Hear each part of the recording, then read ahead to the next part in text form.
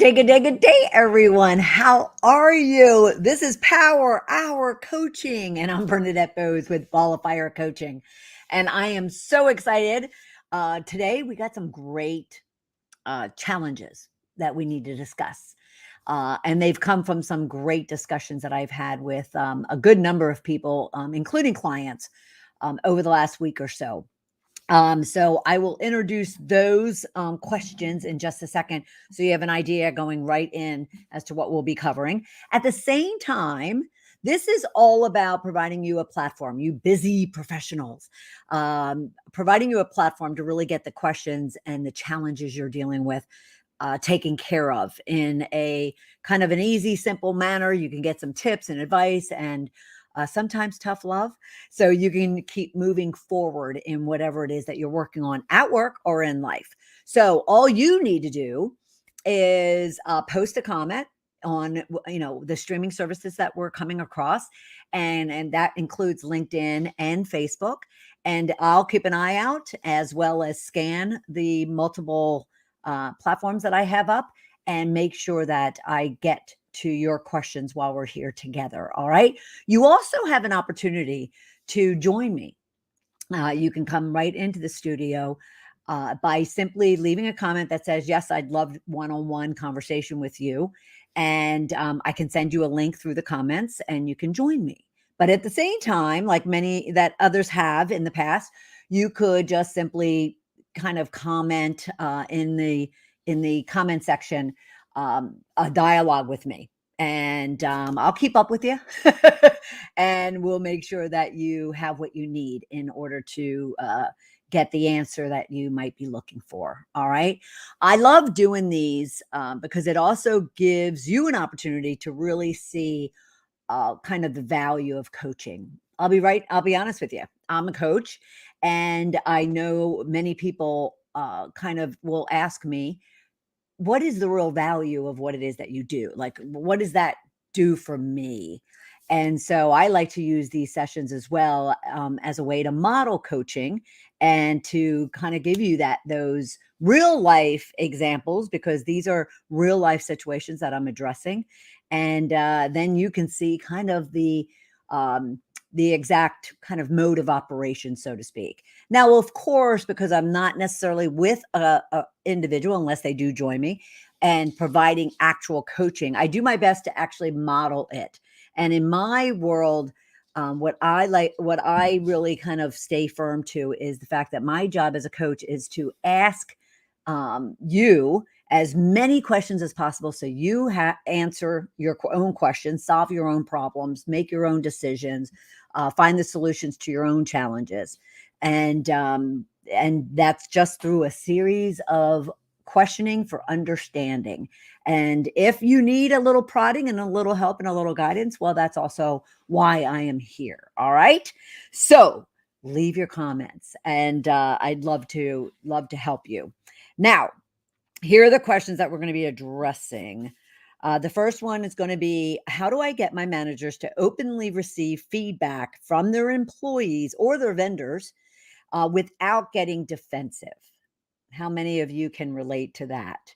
How do I get my managers to openly receive feedback from their employees, which is the key there, or their vendors without getting defensive? And then the other one we're going to address is, my boss asks for input, but then doesn't use it. How many deal with that? I can count many, many, many times that has happened. So we have solutions and advice and some guidance for you on both of those. All right. So again, you can post your questions, and I'll be watching the comment section as we go. All right, let's get into it. This actually, this situation around how do I get my managers to openly receive feedback from their employees without getting defensive is a common situation that, as a coach over the last 12 years, that I deal with.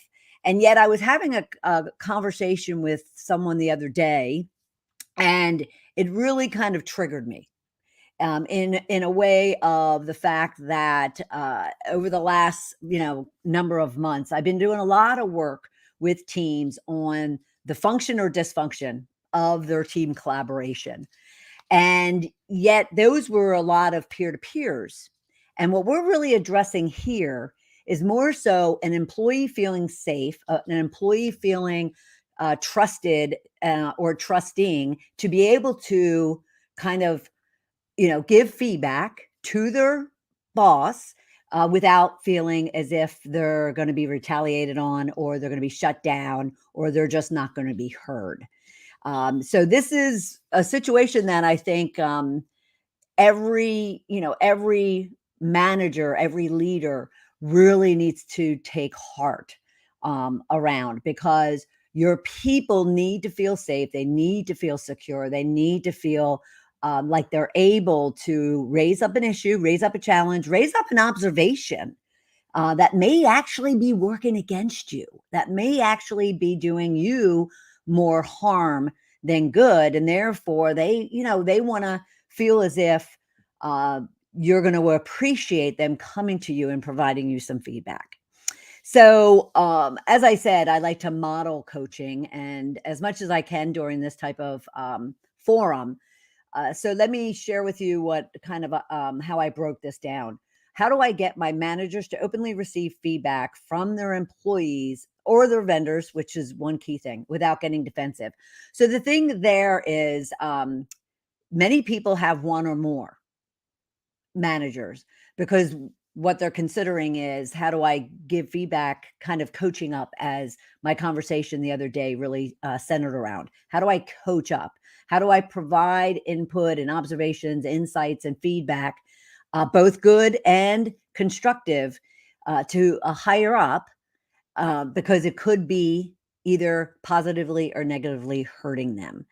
And that's unique, because we're often talking about, how does a manager give feedback to somebody else, or how does a peer give feedback to another peer. So in this case, we're going to be specifically focused on, how does one feel safe and secure and able to coach up, give feedback up. Now, there's a lot of reasons for this. I wish, people in my little, my little and big circle throughout corporate would have come to me and given me feedback. And so those of you who consider yourself leaders out there, recognize that your employees and those even under you have great insights and observations and feedback for you, if you really are interested in growing and really knowing and being self-aware of how it is that you're managing or leading. And so it's really should be looked at as a opportunity for growth, as opposed to, getting all defensive about someone, especially if you're considering it to be your subordinate giving you feedback.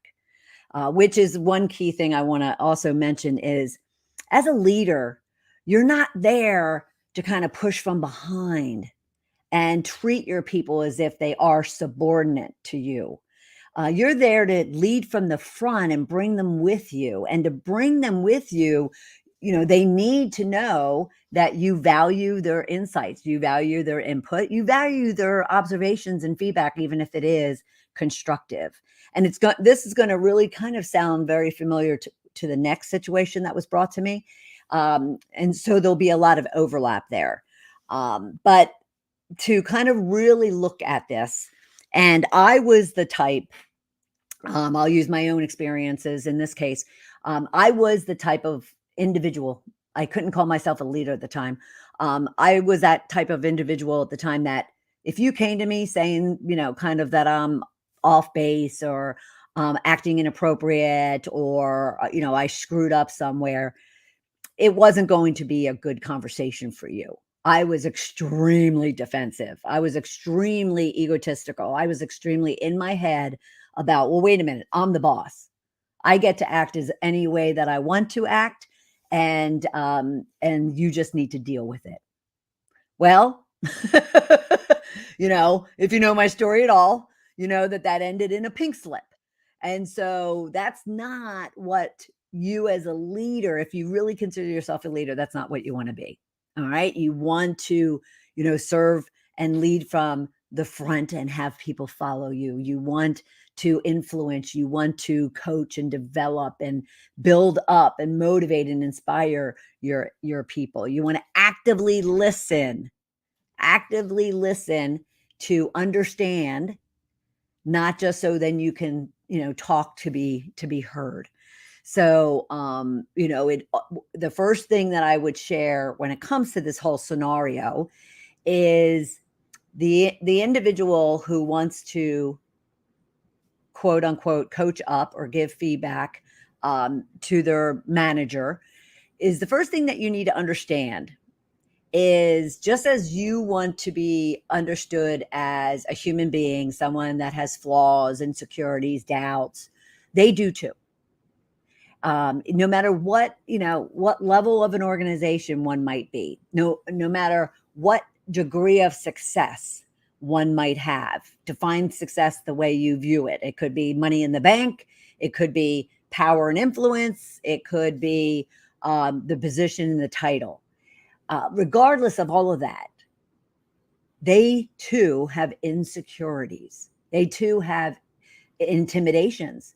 They too feel threatened by others, especially those that are willing to step up and give their opinion, give their viewpoint, give their observation without hesitation or fear or intimidation. Let alone if it's an individual who's kind of climbing up the ladder, so to speak, and they too get threatened, regardless of what level of the organization they currently are. They get threatened that could be taken away from them. So what I would first want anyone to do is to first recognize that. Don't excuse it. Don't avoid doing it because of those reasons. Just recognize it, that every single one of those individuals that make up your business, your team, your company, they are human and they have flaws as well as they have beauty marks. So just recognize that first. Now, at the same time, recognize the fact that just because they are in a leader position doesn't necessarily make them a true leader, doesn't necessarily make them open to want to hear from you, open to want to dialogue with you, open to, have you, be contributing. And I know a lot of you deal with that type of environment, that type of situation. And I know that because it's a great deal of the work that I do. So I don't say that flippantly. And I don't say it so broadly that there aren't really strong leaders out there, strong managers out there that are creating these great collaborative, contributing cultures. But the reason why I'm often hired is because they are challenged as individual managers wanting to be the leader, or the team dynamic is struggling. So you have to keep in mind that individual also may not be concerned about creating an open dialogue, creating a culture that is safe and that is confidential. And they're not, it doesn't necessarily mean that just because they're in a certain position that they are open to you or anybody else for that matter, giving them feedback. All right. So knowing all of that, the next thing I would want you to be focused on is, well, this is important. It's impacting me. It's impacting them. It's making my job and my desire to want to wake up every morning and go to work. It's really creating a lot of stress and a lot of friction and a lot of possibility of risk of me staying. And so you want to get grounded in the fact that, yes, I need to share this. I need to have this conversation. I need to understand why this person is doing what they're doing. That not only is impacting me, but it's also impacting them. It's also impacting them. As I said, I wish someone had told me and been very upfront and direct with me that my style was certainly not serving me well. Because it's almost like a life insurance policy. if someone had said something, then there is an opportunity to make changes. And therefore, stay firm in the fact that you want to bring this to your higher up, and you just now need to kind of prepare for it, get structure around it, and work on kind of how are you going to broach this subject, and then I'll break down what you should be looking at within it. All right. So first, I want you to really be thinking about and putting yourself in their shoes and recognizing that they're human, that they have some insecurities and fears as well. Doesn't excuse them at all. Then recognize the fact that they might just not care about creating an open, safe environment for you and others to go to them. They're not really, they're more the, dictator than they are the leader. And then, thirdly, you now need to kind of plan how you're going to, approach this.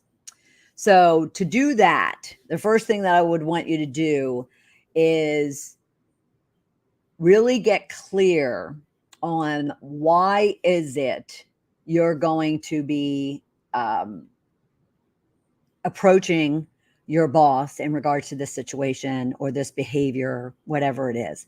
Really get clear. Is it just because you're annoyed or you're aggravated? I mean, assess your own state of being as to why you're going to have this conversation. Is it because you have your own issues with this individual? Are you insecure or intimidated, by the fact that this individual has this position? Is it, so is it more about you than it is about helping them? Because that's going to be the whole goal and purpose of this is, yes, you want some resolution. At the same time, you want to see a change in them. But that brings me to the next thing is not only, assessing, your being and your reason for doing this, but then you need to really have a clear idea, a clear objective, that desired outcome. What is it you're looking to achieve by doing this? Are you looking to achieve the fact that this individual changes and stops doing whatever they're doing or starts doing what you need them to be doing? Is it because it is hurting, the whole, the environment, the team, and even lastly, it's even hurting them and it's not serving them well either. So get really clear on what is it you want to achieve? What is that outcome that you want to have? And say it is, okay, I want this individual to shift, to change, to start doing something, to stop doing something, whatever the case might be. Have in mind kind of how would you help them with that? Now, I'm not saying that one, they'll take your help, but I'm saying that you want to always provide solutions to a problem. You don't want to go in just to complain. That won't, help you at all. You really want to be looking at this strategically, saying to yourself, all right, here's the situation. Here's the benefit of it and the impact of it, negative impact of it. Here is opportunity for change. And the change could result in X, Y, and Z. And because if this doesn't get addressed, let's start with, if it doesn't get raised up, if it doesn't get addressed, and if it doesn't get solved, then it's going to result in 1, 2, and 3 for you and for them. And what I mean by that is, people don't want to be working in these difficult, challenging, toxic environments. And, companies are losing really good people because of the fact that their higher ups won't hear them and won't change for them. So they will, will not only stay, but they will feel as if that they're being heard, they're being valued, and what they're saying is being kind of responded to. So there's a benefit and a risk to you, but there's a benefit and a risk to them as well. Okay. And so the next thing I would want you to do is really think about, and I talk about this a lot because this is exactly where my head was at the time. I would really want you to be thinking about what's in it for them. So we all have goals, ambitions, aspirations. Some of us, even have greed, prosperity, power, authority. We have wants and desires and needs. And if you individually can really kind of work to understand, in this case, what your boss's motivations are, what your boss's agenda is, what your boss's ambitions or aspirations are, well, then you can use that as the foundation for raising up this issue. So, for instance, I was extremely ambitious. I was extremely, greedy. I was extremely aggressive about wanting power, prosperity, and position. That was where my head was at for a good number of years that I was in corporate. And so had anyone approached me, letting me know that those things were threatened by my behavior and my lack of leadership, then I would have definitely, if not totally shaken to want to shift and change, I definitely would have been at least shook. And then, and then the way I am is I would have sat with it, and it would have just seeped in, deeper and deeper within until I recognized that, oops, something's got to change. So going back to what I originally said, they may not even know. They may not even see themselves. They may not have self-identified the fact that they're doing X, Y, and Z. And so keep in mind, what is their ambitions? What are their goals? What's their, end game? If they want to get promoted, if they want to, become a VP, a C-level executive, the chairman, whatever the case might be. If they're looking to, change companies, get bigger jobs, therefore bigger money, then consider what that would then mean if they continue doing what they do, and use that as kind of the anchor of your discussion. So the discussion would look like that you want to really assure them that you're coming to them because you respect them, you appreciate their position and their authority, you want to ensure that you're actually looking out for them, and and therefore you can even mention, like, I understand you're wanting to take that next position, and so are you open to some input and some observation that I have that I believe is greatly affecting and impacting your success? And now you're going to get one or two responses. They might say very openly, yes, I'm open to that. They might completely shut you down, and actually there's a third. Or they might be like, well, I'm really not sure I want to hear you, but go ahead, and then I'll make my decision as to whether or not I'm going to, listen to you or not. So recognize also in advance how they may respond. It's almost like in sales, they always talk about, handling objections, like knowing in advance what objections you could get, and then therefore coming up with those responses or those answers right in advance. And that's what you want to do when you're planning this type of conversation, any type of difficult conversation. Plan the objections, plan the defensiveness, plan the openness, and be sure to be ready for those type of things. And then what I would want you to do is make sure that you stay on point, and you're only talking about this one subject.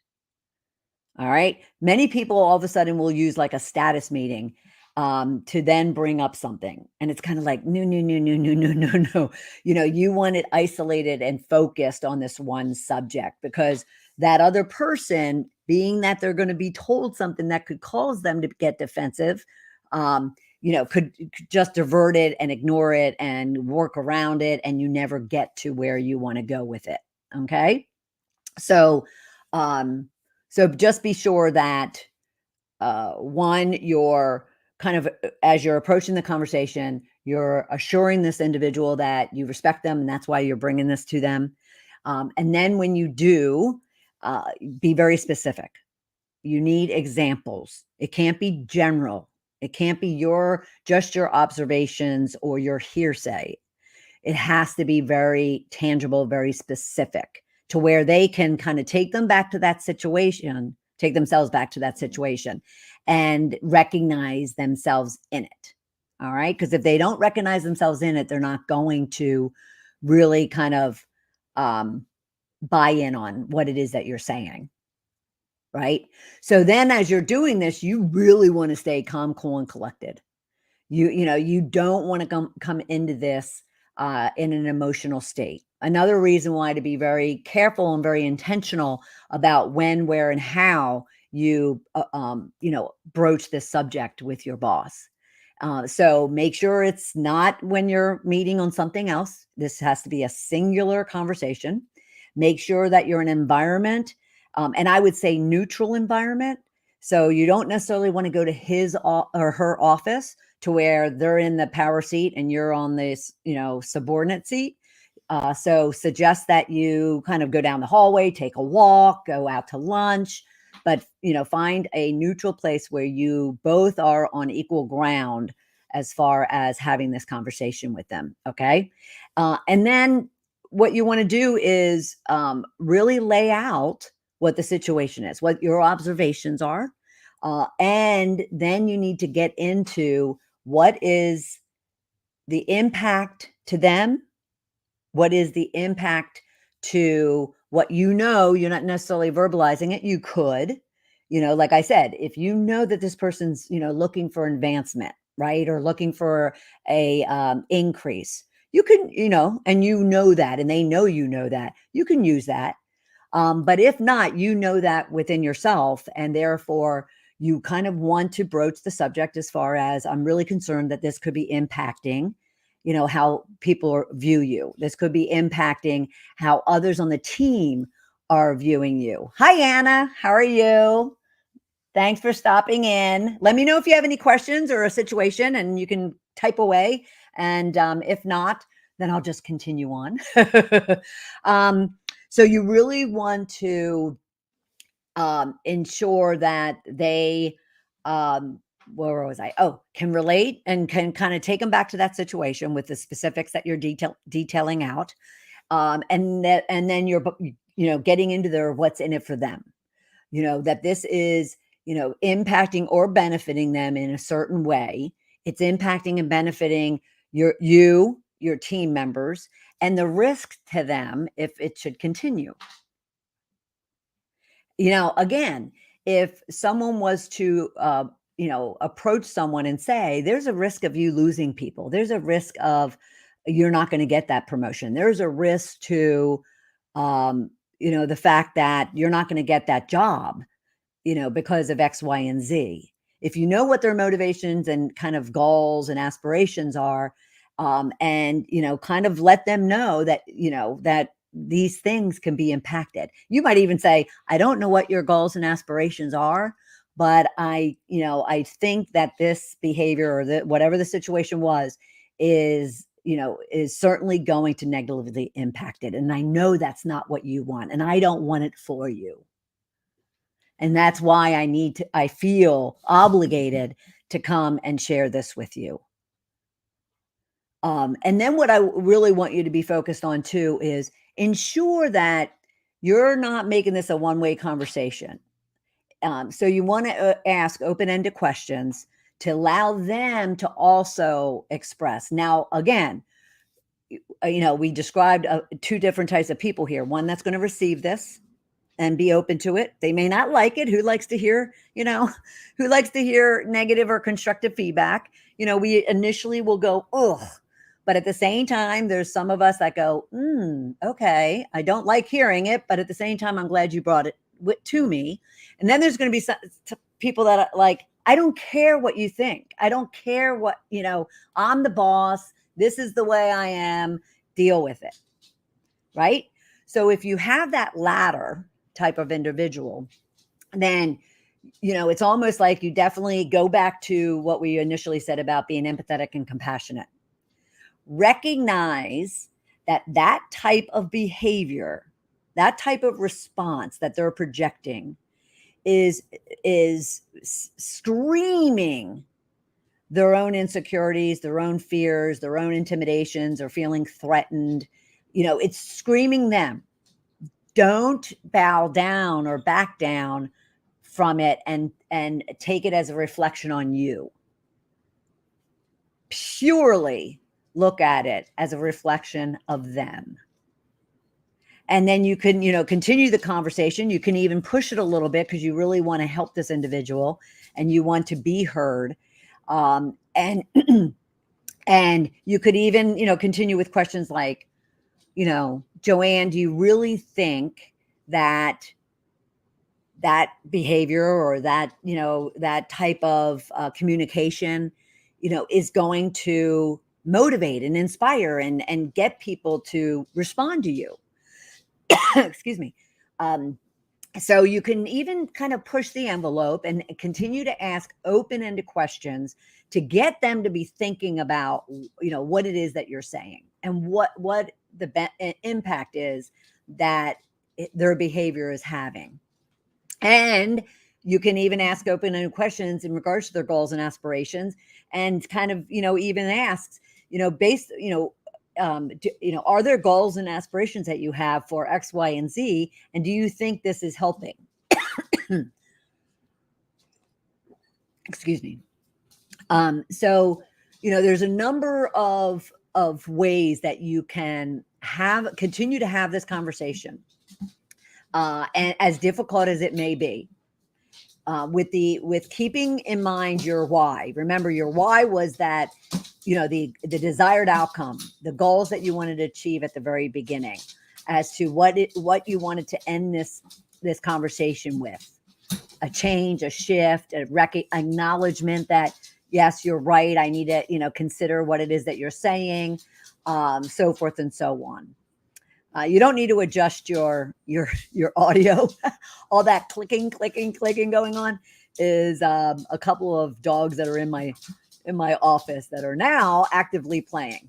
But so,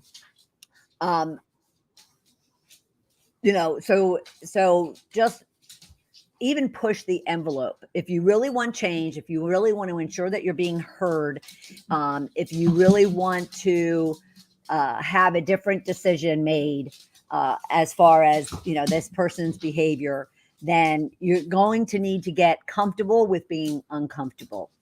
Okay. And I had a great term, and I was going to be bringing it up with the next question that we're going to address. And that is courageous candor. And that is compliments of Connor Pinson of Titus. In our conversation, the two of us had the other day, he used that term, and I thought it was perfect when it came to what it is that individuals like this situation, and even the next one we're going to talk about, what this situation really requires. It requires courageous candor. And it even requires courage on the other person's side. So leaders should be creating, as I mentioned, safe environments for their people to be able to broach these difficult conversations. And so they need a degree of courage as well to be able to receive feedback that they may not like. So I just loved that term. And I did share with him that I was going to be taking it and using it because it's an awesome term. But courageous candor, that's what it requires. So for anyone out there who is considering or has tried and maybe, you've been disappointed or turned away when it comes to giving feedback to your higher ups, then I just, implore you to hold on to courageous candor and do it. Because as much as the employee needs feedback and the employee needs to have hard and good conversations, and they need to be open to receiving that, so do the higher ups. And again, it's a reflection of them, not you. It's a reflection of them if you bring something to them that is difficult and challenging. And you're doing it just for the benefit of them and for yourself, but for the benefit of everyone. And it's a reflection on them if they get defensive, get, abrasive, abrupt, whatever the case might be. It's not a reflection on you, it's a reflection on them. Okay. So just continue doing it. All right. Let's see if my pups will have calmed down a little bit. I have one that actually was seen jumping out of a car down the street, and I have taken him in so I can find his family. So if you're missing a beautiful, beautiful red-headed dog, let me know. But so he's now in with mine and creating quite the ruckus, but that's okay because I'm a puppy person, and these things happen, especially when you're working remote, right? Okay. All right. Let's see what else we have here. All right. The next question. Let me just make sure I didn't. Okay.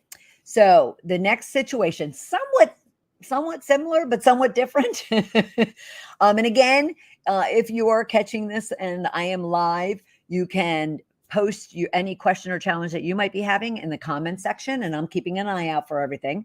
And I see people coming in and going out, and like Anna leaving a hello. But definitely post your question or situation in the comment section, and I will be keeping an eye out and making sure that you're getting the support that you need. And if you wanted to, and if you wanted to come into the studio live, then leave a comment that you want to talk to me one-on-one or one-to-many since we're live. But let me know, and I can send you a link right away, and you can join me right here. All right. Why don't you go lay down, please? So the wonders of puppies. Okay. So this next one is okay. The scenario kind of I can't talk today.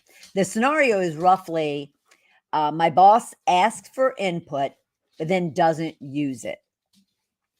Who's dealt with that? Who has dealt with that? Can you relate to that? Your boss asks for input and then doesn't use it. Now, this can, cover a lot of area. This could cover your boss asks your opinion on something. Your boss asks your ideas or your thoughts on something. Your boss wants you to contribute into kind of a deliverable. And yet when you do, and not only yourself, but maybe it's a team collaboration type of situation. And so when you and the others are contributing and you're, adding value, then they don't all of a sudden, when the output comes, even during that interaction, when the output comes, they all of a sudden disagree. They all of a sudden don't like it. They all of a sudden like it, but don't use it. They all of a sudden kind of just don't even hear you. And they kind of go on as if, leaving the individual or the group of individuals to say, well, wait a minute, did we actually contribute? Did we actually participate? Were our mouths moving? Were we making noise? Because nothing stuck. Can you relate to that? There's one thing that, what I have to help my clients with a lot is when they're, they're leaning in, stepping up, they're, giving their ideas, or they're giving their opinions, and they're totally shut down completely, like even abruptly, rudely ignored, talked over, or just bulldozed through. And so this situation is more about, it is a collaborative type of interaction amongst the team, of which the manager is looking for input to what the team is going to be doing as they move forward.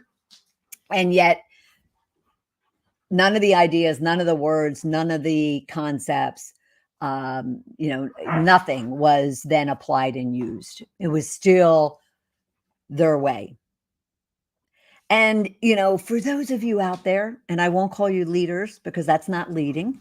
For those of you out there, performing or behaving in such a way, recognize a few things.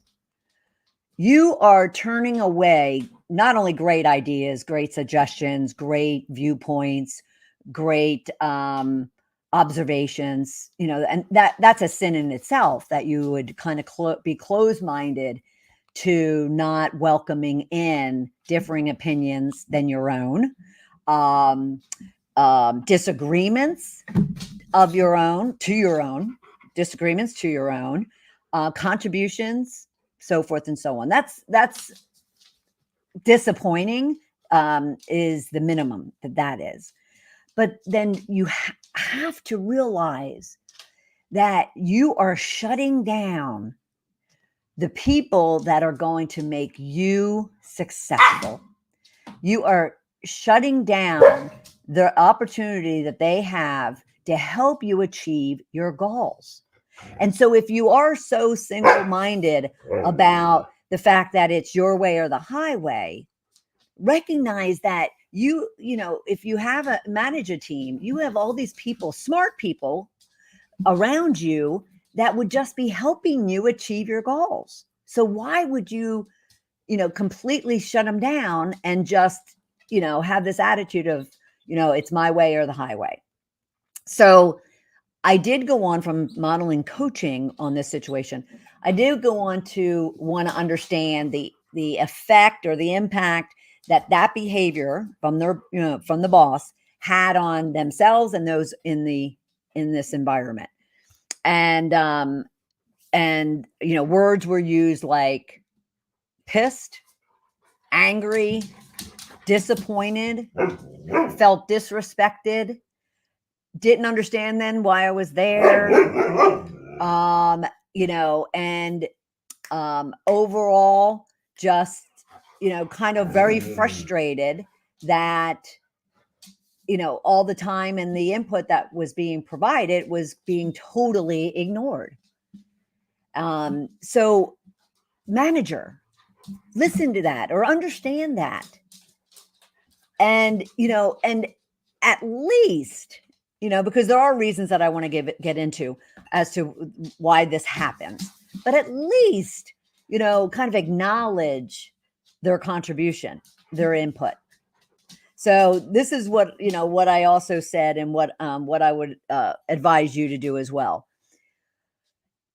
Couple things. First off, before going down the path of kind of getting pissed and discouraged as a result of it, first off, recognize too that oftentimes when a manager pulls together their team, maybe it's to lay out the vision of their team, the charter of their team, the goals of their team, the long-term, short-term plan for the team.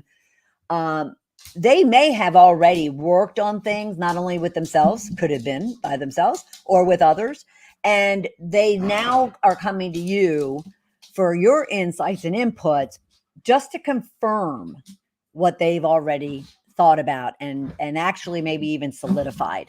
All right. So a lot of times they're asking for the input in order just to validate what they've already came up with. And that's not always a bad thing. Okay. And it's not always a wrong thing. And it's not always something that's against you, versus for you. So just, kind of try to appreciate that first. Secondly, he or she may be wanting to, illustrate or demonstrate to you that, he wants to hear you. And he wants to appreciate that you want to be heard. And therefore, he asks again, he asks for your opinion, your thoughts, your ideas. And again, it may be to influence what it is that he's working on, or it may be that he's just, again, wanting to validate and confirm what he's already come up with, he or she's already come up with. Lastly, it could be that he really doesn't care, he or she doesn't care, and they're just kind of working the motions. And actually the words I wrote down was, they're placating you and the employees, because they already made up their mind. It's already been done. And they just want to make it seem as if they can check, something off the list that they provided a platform for their people to be heard. And trust me when I say, I coach on this last one, more than I coach on someone who gives a platform to their people so they can just confirm or validate.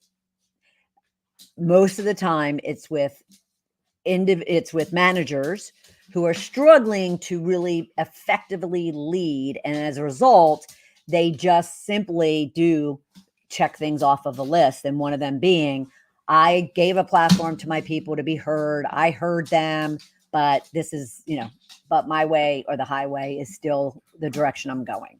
So, just be totally, aware of those different scenarios of what can be happening with you. Forgive the pups. They've actually been really good for the last several hours that I've had everything closed up. So I can, be online for a few hours. All right. So, what steps to take? What do you do, and how can you work to overcome this? First off, if all of a sudden you're spending time and you're giving input and you're thinking that you're being heard, but then they make it either really obvious, or they subtly kind of start giving output, and none of what was said was from anybody but themselves. None of it was taken on and attributed into the work. What can you do? Well, one, you can, kind of, be upfront and address and ask the question. So we spent the last hour or so, and we've talked about this, and this, and these were the ideas and the suggestions and the input that people provided. None of that seems to be in your output. Can you help us understand why?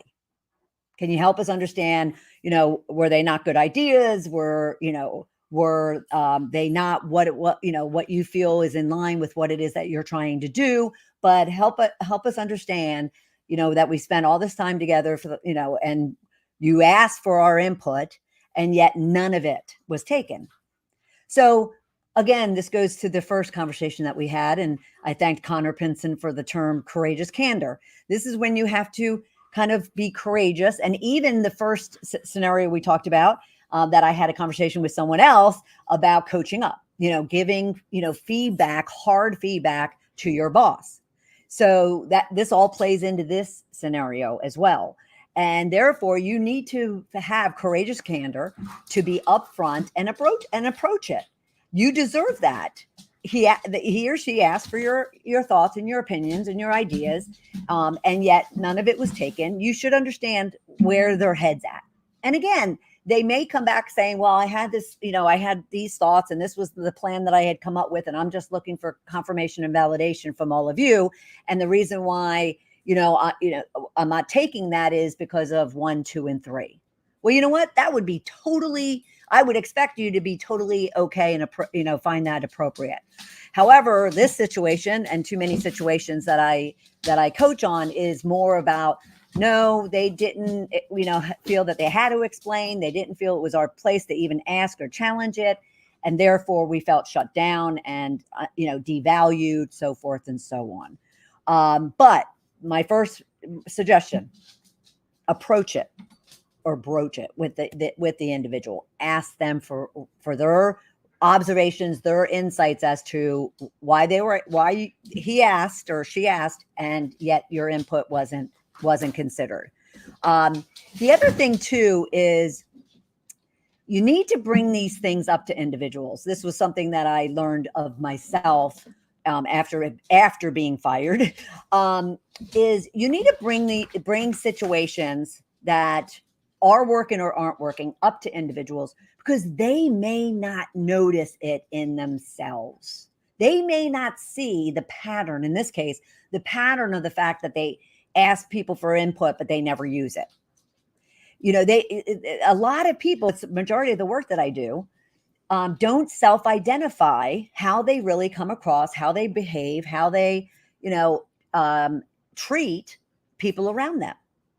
And so before, really going off and being upset and being, kind of challenged, again, give them the benefit of the doubt initially, saying, oh, maybe they don't even notice that this is what they do on a regular basis, and ask them about it. That's why you should ask them about it. All right.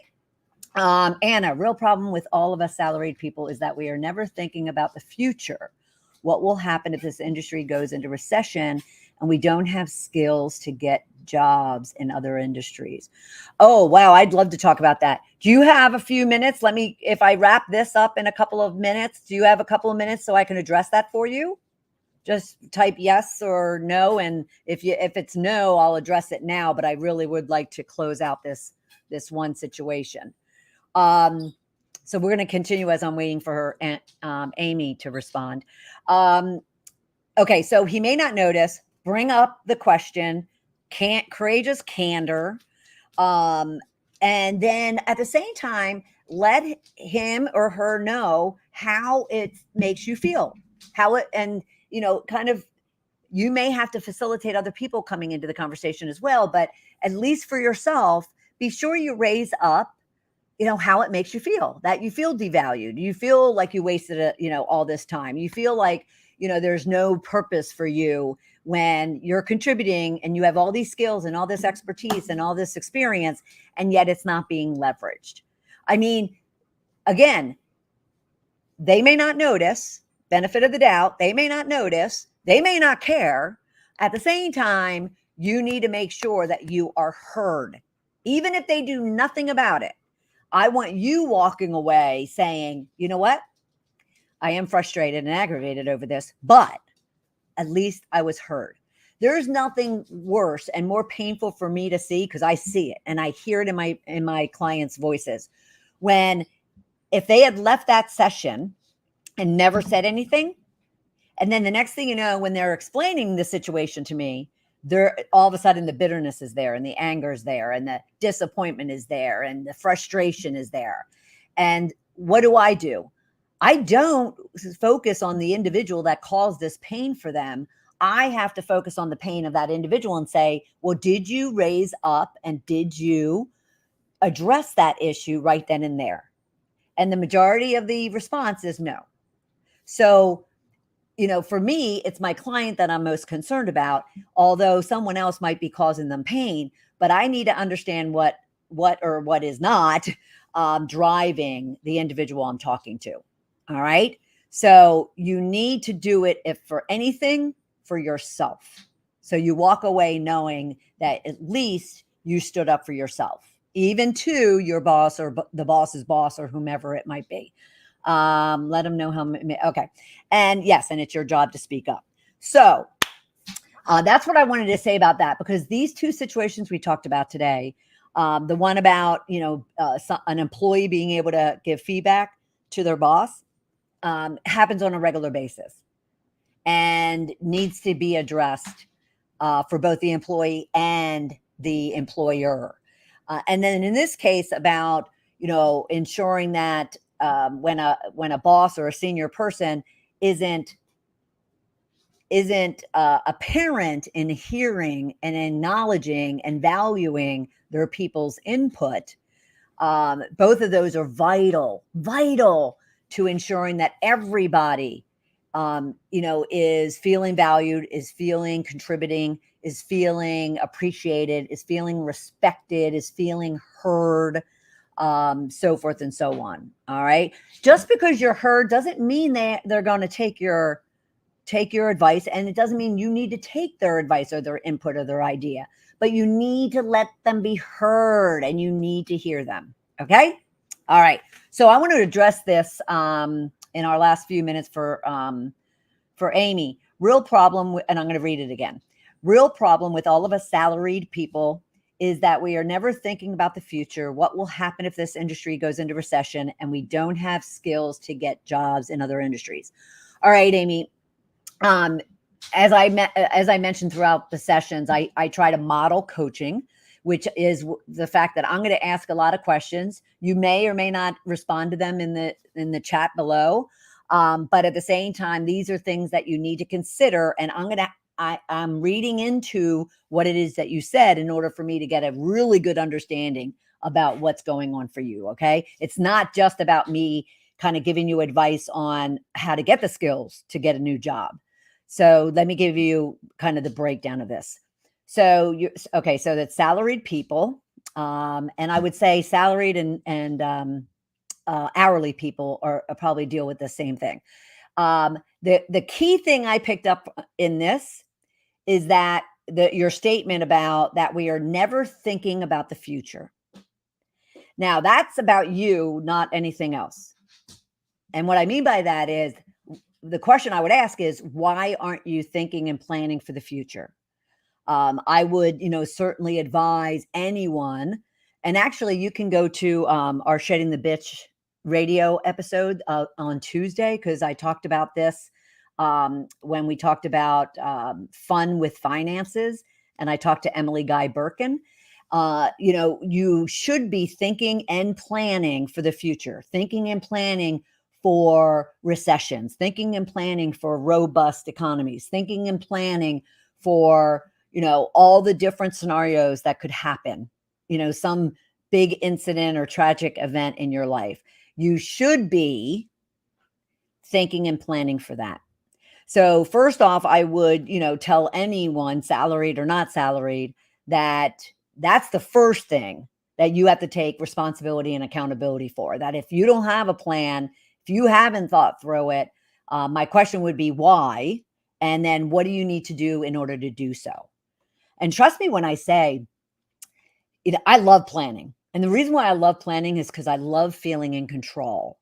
And when I have a plan and I've mapped out all the different scenarios, good, bad, and indifferent, and the actions I need to take and the goals I'm working toward and the outcomes that I want, all of a sudden I'm just like so focused, so clear, and I feel so in control.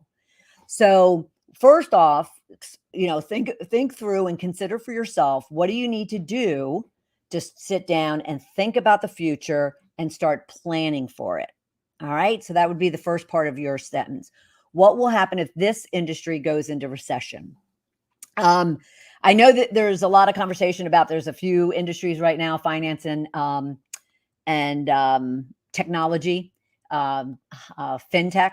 Well, no, it's financial, and then the technology industries that are really, really kind of ripe for the recession. That's, kind of being talked about out there.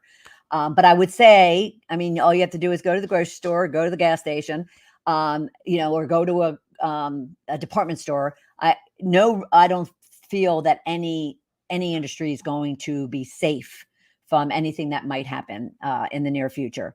So everybody should be planning, and everybody should be kind of working right now on what it is that they could be doing. Now, your last part of your sentence or your statement is, we don't have skills to get jobs in other industries. I would so disagree with you on that. I would so disagree with you on that. And the reason why I say that is, I'm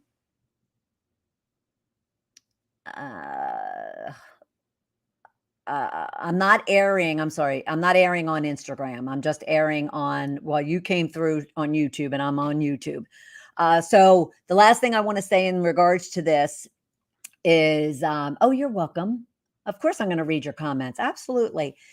So the last thing about the skills, you would be surprised. And even though I'm not a career coach, so, don't come to me for looking over your resume and that kind of thing. I'm not a career coach, but I've looked at enough resumes in my, corporate and entrepreneurial career. You'd be amazed the amount of skills you possess that are transitionable to any industry. They are agnostic. Now, there could be an industry that has certain software or certain processes that another industry doesn't use. And therefore, that's not transferable. But I can guarantee you there are skills you possess that have nothing to do with one industry or another industry. And so again, you just need to think about and plan for the future. and start looking at maybe even going out and seeking out a career coach and really help understanding what skills you have that aren't going to be apparent to you, by the way. So when actually I had this type of conversation with someone, and we are going to run over so I can address this for Amy. But when I address this type of situation with individuals, we don't only look at the business skills. Actually, that's the last thing we talk about. I talk to them about, okay, so what skills did you have as a child? What did you love doing as a child? What were you really good at? What would other people tell you you were good at? What did you use in high school? What type of skills did you use in high school, or habits or disciplines or routines? What did you do in college? Not only what you studied, that's just a book, but more so, what did you experience? What did you, what events, what encounters, what adventures did you have? And then you continue through all the way. Are you a parent? Are you a volunteer? So forth and so on. And you would be amazed. You'll have pages of skills. And then you look at it and you go, okay, so, this industry is not hiring, but another industry that uses all these skills are. So I just need to get creative and figure out, and I've had many, many, many, many clients, corporate and entrepreneurial, who made major shifts in, excuse me, who made major shifts in the industry and the work that they've done. They've gone from, they've gone from running their own business to being a project manager. They've gone from being an artist to being, a website designer. Excuse me, don't discount the skills that you have and the experiences that you've been through and the people that you've known, so forth and so on. So, please keep that in mind and just get to the planning of everything that you wrote there. The fact that never thinking about the future, that's the biggest miss that you have going on right now. You need to start thinking and then planning, not just thinking like sitting back and like, oh, I'm just going to think about this. No, you need to get to work and you need to lay out a plan for yourself. You need to assume, yes, this industry is going into recession. I could lose my job. So therefore, what do I need to do? Okay. All right. Let me see if there's anything else. Man, please start your minute. Millions of salary people are looking for, but oh, now I understand your Instagram comment. That's kind of cool. I do have a Instagram channel. It's called Ball of Fire Bernadette, and yes, I will be kind of moving into the Instagram space. So stay tuned. Ma'am, you are amazing. Why, thank you. You have excellent knowledge and great motivational skills. And you're from India. Awesome. Awesome, awesome, awesome. Shout out to India, Mumbai. That's fabulous. My mom says hello. Hi, Mom. Hi, Mom. How you doing? So I am glad. I hope that helped you, Amy, for sure. And for anyone else that might be dealing with any of the situations, including the one Amy brought up, because there are tons of salaried individuals out there that are very stressed about what could be coming down. And I want to stay with me, Amy, for one more motivational thing. You can't control what's going to happen 5 minutes from now, let alone tomorrow, next month, next year. Save your energy and your heart and focus on right now. What can you be doing right now? Don't go to bed. Don't wake up tomorrow. Don't be sitting here thinking about what's going to happen tomorrow, because everything could change. Everything could change in 5 minutes, and you will have wasted all of your time in the present, which will never get back. You're going to have wasted your time worrying about the future. Okay? Even 5 minutes from now. So focus on, if you know right now that you have a challenge of thinking about the future, and I'm going to say planning for the future, then get planning. That's something you could do right now. Don't worry about what could, would, you know, uh, what will happen tomorrow. Um, that's wasted energy. It's wasted. You're just giving away your life right now by focusing on it. Focus on what you could do right now. Okay. And that goes to everybody. That goes to everybody. All right. We're running a little bit over. I want to thank everybody. Check this out, even if it in replay, even if you're listening and watching this on replay, leave your comments, leave your questions, leave your situations. DM me on Facebook. I'm sorry, DM me right here in wherever you're watching this, and I will be sure to. That wasn't what I wanted to do. And I will be sure to. Oh yeah, maybe it is. I will be sure to get with you. Okay, so whether you're watching me on YouTube, Facebook, or LinkedIn, private message me, DM me, and I'd be more than happy to give you tips and advice. And sometimes, like today, tough love. All right. All right, everybody. Be good. Be good, Amy and Anna. Thank you.